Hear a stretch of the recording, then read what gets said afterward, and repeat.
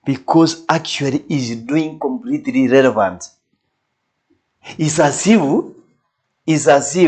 he will not fight for presidency. Actually, it's as if he's not interested anymore, even in second term. Yeah, because what he's doing right now is as if he doesn't care.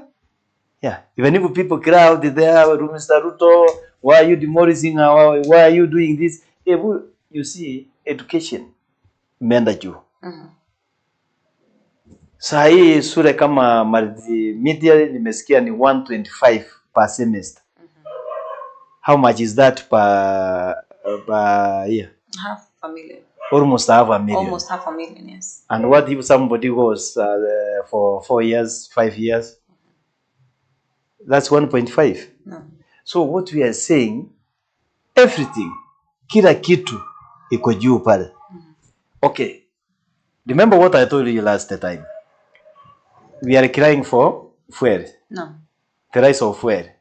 Wait for another nini. Si imekuja? Imekuja na 5 point. Yeah. Then next time, wait for 3 months. Itaenda 3 point, itakuja na 10 point. And Moses Kuri actually mentioned the same thing. I remember Leona Kitwambia, he tweeted that we're going to see an increase in fuel prices until February next year. Itakuwa 60. Itakuwa 260. Yeah. That's where we are headed to. Yeah. Yeah.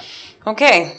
Kenya as a country. But there's this question that, of course, we cannot fail to ask. Generally, out even to the public, to our viewers. Now, if let's say we have Kenya News Alerts TV, Yes. as a school, let's say Kenya News Alerts school, you know, if something goes wrong in the school, the principal is the first person to be blamed, you know. Yes. This is happening in because Kenya he's school the head of the institution. Yes. Yeah. But like if we look at a country like Kenya, Kenya is huge, a population of 50 million plus people, you know. Is Ruto the one who is failing the country, or is those who are under Ruto, inclusive of those who are from UDA, from Azimio, from every other political parties who have been given the mandate to lead Kenya, are they the ones who are failing Kenya, or is it Ruto who is failing Kenya? Let me tell you, my sister. Ruto is the chief executive of the country. No. Is the head of the country. No. Is the president. Is the father. Like now, I can ask you another question to give an answer to your question. No. Who gives orders in a family? And the father. The father. Yeah. So Ruto hawezi sema kwamba haelewi. Kwani president si yako na uwezo anaweza kukuambia no. Wewe ndio mimi ndio nilikuchagua hapa, acheni kukura wake kwa Kenya. Is aware. Ruto is aware. No. Ruto is aware. Msidanganywe. Ruto is aware. Nimesikia kuna vitu hapo Dubai inajengwa ya mabilioni ya pesa with companies belonging to some people or businessmen from Kenya. Yeah. Mataikuns. Mataikun. Yeah. Do you think hiyo itafanyika without the presence of the president? We'll never know. Can it happen? Possibility, yeah. They know. Where do you register these companies? And when you register them, for what purpose? Of course, accountability. Yeah. As well as monitoring. We can't forget taxation. Yeah. You might get some of these companies. I've never worked there before. If you follow their records, they are nowhere. It's just new registered companies. Yeah. Okay. Okay. But I'd also love to hear your opinion as the viewers. Who is really failing Kenya? Is it Ruto as the president, as the leader of all, or is it those who are under the president himself? Because I remember some time back when we were having a similar discussion, we talked about the president's advisors, you know, and we put a question mark to what exactly are they advising the president to do? Because, of course, let's just be honest, Ruto cannot lead the whole of this nation alone. It's not a one-man job, you know. Let me tell you, the president has power. No. He has powers ya kukuweka na kukutoa. Unanielewa? The president has power ya kuauthorize na kufanya. Unanielewa? Huwezi kula pesa kama president hayuko pamoja na wewe. No. Okay. When we talked about president's advisors, I hope you can remember very well. We were touting maybe ni advisors wake, si ndio? Yeah. Na wakati mafuta iliongeza, remember that time ni juu ya mafuta. Yes. Na iliongeza sasa. Kama president yako kuwa anajua, mbona acha comment about this? Instead, he has left out of the country. Yeah? And that's what he did last time. You see? Ameacha mafuko ikipomolewa na ameacha petroli imeenda, akirudi utakuta ni hadithi tofauti inaongelewa Kenya. Are you seeing that? Ruto is very much aware. Ruto is as if is not interested even in his second term. So he's busy campaigning out here for his second term. So anyway, now the big question again is, the president, Mr. Ruto, anakumbuka kweli alikuwa anaambia Wakenya nini? Hiyo ndio swali. Anakumbuka, you know, you asked kwamba ni advisors and what party. Wakati walikuwa wana campaign, ni nani wanaongea wanaachia akisoma manifesto? Si ni president? Yeah. Umewahi ona manifesto ikisomwa na mtu mwingine? Okay, hiyo manifesto haiandiki kitu utaki. Kwa nini amesahau hiyo manifesto yake? Umenielewa? Hiyo ndio kitu ambao tunauliza, that the Ruto himself has been in politics for a long time. Ruto has worked with Moi, Kibaki, Uhuru na mahali yako leo.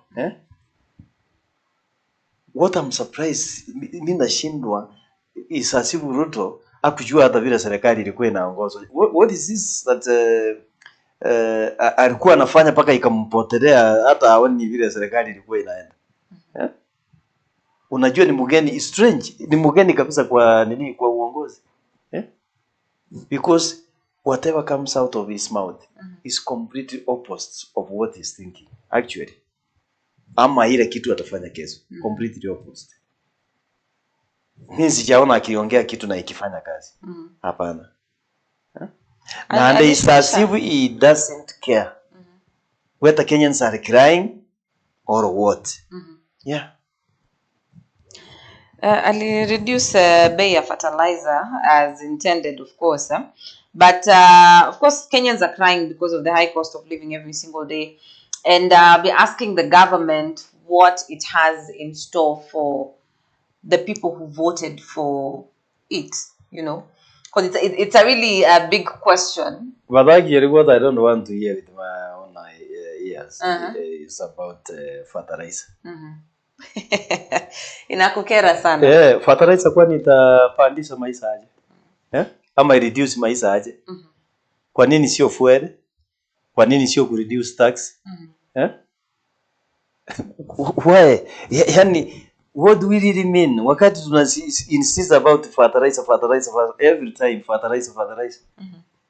Some areas, you know, sehemu kama Akwata ndizo zinatumia fertilizer. Singine asielewi mambo. Kwani kuna Manzana anaelewa unajua ya fertilizer? Kuna Samburu anaelewa juu ya, kuna Turkana anaelewa juu ya fertilizer? Hiyo area the one and what? It's only western region. Yani western region, you know, not western province, western region.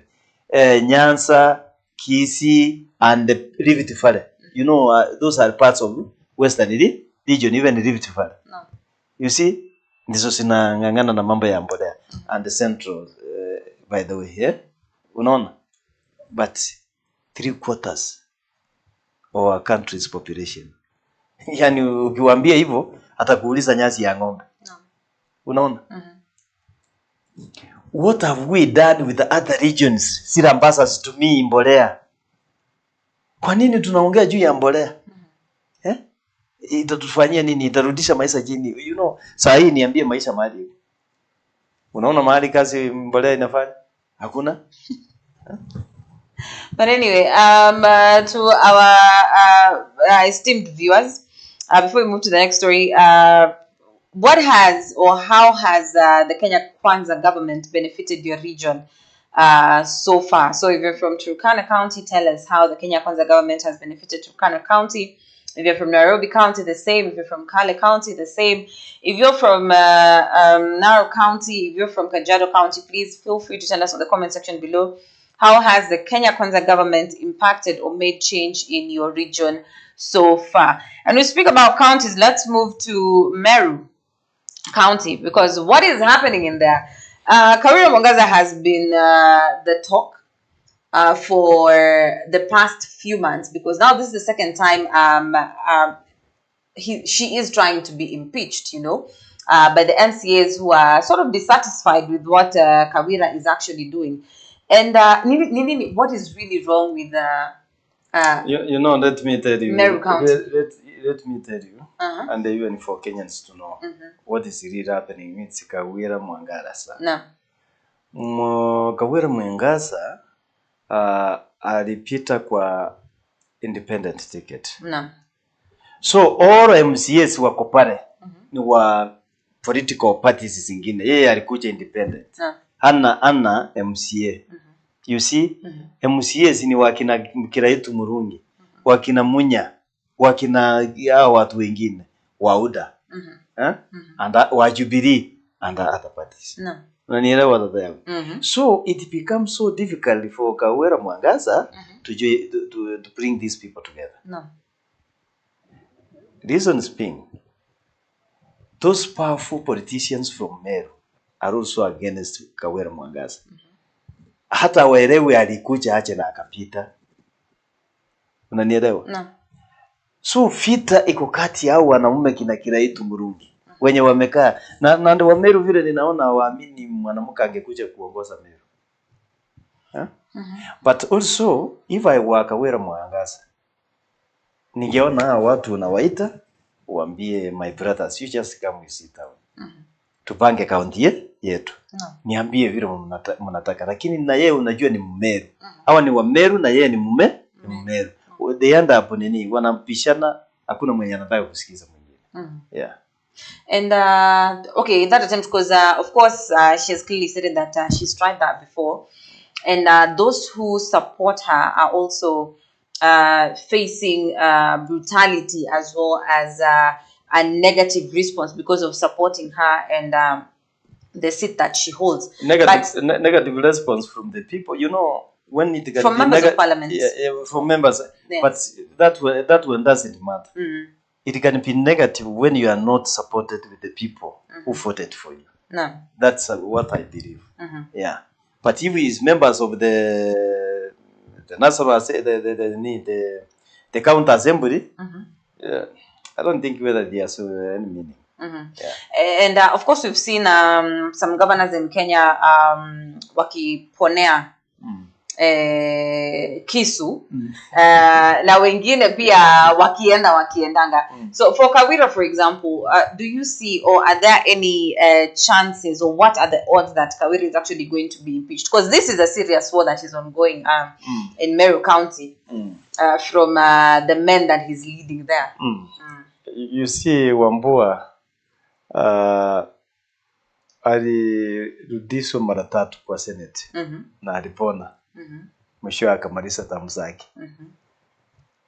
The people who determines most about governor na county assembly ni the Senate. So Senate ikimulalia vibaya atatolewa. Lakini ujue na hii the 13th parliament we have, actually 13th parliament is disorderly. Actually is completely corrupt. To my vile ninaona. Iko completely corrupt. Sababu gani nasema hivyo? Ukiona let's say uliona kesi ya Ezekiel. Yes. Ezekiel. Did you really see, were they not happy when Ezekiel told them that atalipa pesa hata za kuwapeleka waende waenjoy the you see those people wale Kawira Mwangaza akichota hivi watamrudisha. That's what is going to happen. And that's what normally happens. Lakini watu wangekuwa wanafuatiliwa ukweli hivi mtu anaenda. Yeah. Because the governor has money and he knows already what is happening there. She might come well prepared. Yeah. And of course, it's a battle that we're looking forward to seeing the ending or the conclusion of this battle, because since when she was only 2 months in office, 2 to 3 months in office, you face now the first impeachment threats from MCAs, and now it's just back and forth, of which we can see that will also be derailing the development of the county. And okay, most definitely, I think next time we're going to be talking about during the bipartisan talks, there's something that Waititu had proposed about once you're impeached or once you're removed from power, there's that certain limit. It happened to him. Yeah. Waititu. That's what happened to him. Yeah. Alikuja kujitetea. That now. And simply means he's having intentions of going back. Yeah. You don't expect something actually tofauti kutoka kwa wanasiasa. They are there for their own benefits. Yeah. 100%. Yeah. Now, of course, we're going to be having those talks later on. So we move on as we wind up to matters, of course, cost of living in Kenya, and we have education. And Mr. Henry, of course, touched on the issue of university school fees. And we saw the likes of Babu, who has been championing for the longest time about university education, as well as education generally in Kenya, requesting that during the bipartisan talks, the issue of HELB, that is the loan that is issued to students, should actually be factored in so that it can be returned back to the system, because number one, students are really suffering, and number two, it has become very expensive to offer education to Kenya, which of course we know it's every president's manifesto, as well as every nation's dream to of course provide quality education in the country. Now let's just listen to Babu Owino, and then we'll come back and wind up K&A table. I would like to state as follows. Number one, that the President of the Republic of Kenya is a beneficiary of education, and for that matter, free education in this nation, way from primary school all the way to the university level.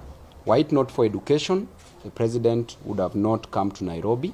Were it not for education, the President would have not gone to Chiromo to study botany or the study of trees. Were it not for education, the President would have not graduated, and were it not for education, the President would have not been the President. So it is education that has made President William Ruto be where he is. And during his time, President Ruto used to get what we call boom. Boom was more of a grant than a loan. Boom was used as a grant to pay for education. During Kibaki's time, Kibaki, the former President Kibaki, introduced free primary education. Uhuru further came, and during Uhuru's time, we had what we call, before I go to that, during Moi's time, there was the boom. During Kibaki's time, there was free primary education. During Uhuru's time, we saw how HELB was beneficial to our students at the university level. And during Ruto's time, now HELB has been wiped out. We are being told that now education is a preserve for the rich. We are being told that out of the possible 870,000 candidates who sat for their KCSE and some qualified to join universities and other colleges, only 45,000 of them can be given scholarships. What happens to the rest of the over 800,000 students in this nation? They can't fund their education, and we are being told that these scholarships is being given on the basis of neediness. Who is needy in this nation and who is not needy in this nation? What is the yardstick for measuring neediness? Suppose somebody works and is a teacher and has 5 kids or 10 kids and earns a salary. is this person not overqualified to be categorized as needy person, because you cannot educate 10 kids with the salary that you get from being a teacher? And what happens to these kids who are coming from various villages whose parents cannot afford, from various slums whose parents cannot afford? Therefore, this current funding model that has ensured that HELB has been scrapped off cannot work. The other day you saw clearly the Minister for Education saying that all the students had to be absorbed first before asking for fees, because literally there was nobody capable of being admitted to these universities by virtue that they didn't have money. There was a crisis in all these universities, because for even a student to leave their village coming to Nairobi, you need transport. And that is where HELB was playing a critical role, because part of HELB was used for paying tuition, part of HELB was used for paying accommodation that the students could not get now. Part of HELB was used for buying food that the students could not get, for even transport that the students could not manage to travel from various villages all the way to different universities. Therefore, whatever has happened in our education sector, the current government has literally decided to destroy education in our nation. So we want the National Dialogue Committee to take into consideration this issue of HELB and bring it back. We don't want the current funding model, which is not working. Thank you. Yes, and we are back, of course. And I'm going to pose this question to you, first of all, as a parent, Yes. who is also a Kenyan citizen. Do you think that the current funding model is actually, number one, beneficial to or advantageous to you as a parent, as well as to the student, or, as Babu is saying, should HELB be brought back? You know, HELB ilikuwa ya maana sana. For those parents who know, and even those students who benefited from it, they know the importance of HELB. It could help students to pay some tuition, even as Papa Winner said, even hostels, yeah, and so many things. But now they have scrapped it out. It doesn't work anymore. There's no even money. You know what I'm wondering? Ni nini rahisi sasa? Yani, anyway, tuseme tu kitu kimoja, that the president yatasema asimame tu, ni juu ya mbolea ama ni juu ya nini?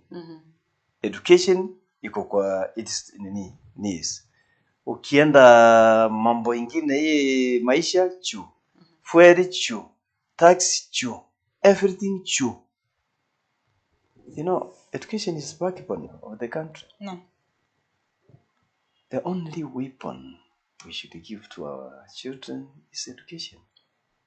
And if they paralyze education sector, do you think this government is going anywhere? It isn't. Kwa maana, yani pale ambapo tunatakiwa kuinuka, ndio tunaanguza. So what we are saying, kwani president hata mbolea haikuwa kwa manifesto? Sijui mbolea imetokea wapi sasa, imejaa kwa manifesto, imejaa kwa mdomo kila mtu. As if people are eating mbolea. As if we are paying school fees in mbolea. As if in mind. By the way, let me ask you this simple question. Kwani Wakenya wako na ploti ya kulima? Nani yako na ploti ya kulima apewe mbolea? Kenyans don't have plots. Not everyone, yeah. So, what I'm saying is, si president yakuja na idea ingine tofauti kuliko ya mbolea. Hata hiyo mbolea kweli itakuwa mbolea aje kama fuel iko juu, tax iko juu, hata zile vitu utafanya utaenda kuuza wapi? Kwa maana utakuwa taxed, utaipeleka kwa soko. watu wanaogopa tax. Taxation, yeah. Ama huko na hiyo information kutoka sijui Nation newspaper. Niliona eti sasa KRA imeanza kutarget wale small traders. No. Uliona hiyo kitu? Yes. Itoe shilingi 10, shilingi kwanza itawapata wapi? Because sasa watu wanauza vitu wakiwa wamefunika kwa vitambaa ndani. Wasiwe taxed. No. So we are in a government that doesn't consider yani ile shida ya watu wake tena. Yeah. And of course, as a person who is benefiting or a beneficiary of this country, I shouldn't put a shareholder because everyone is a shareholder to this particular country and to the Maendeleo. Do you currently subscribe to the current system of education, or are there some changes that you wish you would have seen made, or better yet done, in order to boost as well as ensure that quality education is delivered in Kenya? Because as Mr. Henry mentioned earlier on, we have institutions that are charging school fees of over 125,000 Kenyan shillings, and you ask ule mama mboga and that is a semester, one semester. Yes, imagine. one semester. You know? 1 year, half a million. Let me tell you, even an MB cannot afford that. Nini, hiyo pesa ni nyingi. If rich people are crying, what about the poor people? The poor people. Yeah. Yes, most definitely. And that is the question that we are asking out there. So feel free to tell us in the comment section below. And of course, muda umetupa kisogo, but thank you so much for keeping us company and for allowing us to keep you company. Thank you so much, Mr. Henry, for joining us. Thank you for having me in this studio. Karibu tena. Most definitely, the comment section as usual is open. Leave your comments there, your questions, and also if you want to join us physically or virtually, please feel free to tell us on the comment section below. That is it from the Q&A table today. Depending on whatever time you're watching this, good morning, good afternoon, and good evening to you.